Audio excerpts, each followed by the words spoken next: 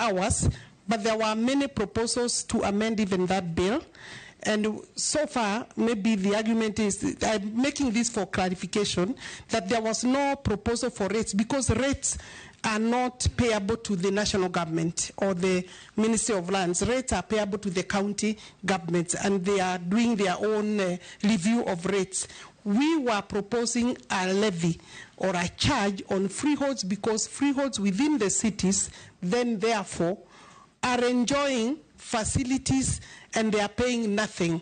And maybe I could say here that if you look at where the freeholds in this country and in this city, for example, using Nairobi, Honorable Speaker, is that the freeholds are within the Karen, the Muthaiga, the Lavington, and it's important that I say maybe some areas of Kirereshwa, Kitusuru, Kiuna, those upmarket areas.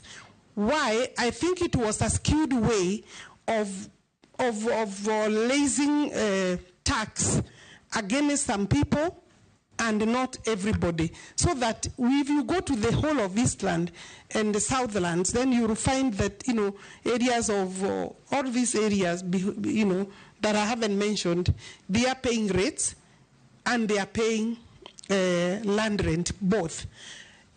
And therefore, in other countries, what is happening is that if you have a freehold, then you pay, including any other land, you pay some development tax, because the land that you are sitting on is actually has been developed to equal. In this country, then we are having some people paying and others are not paying.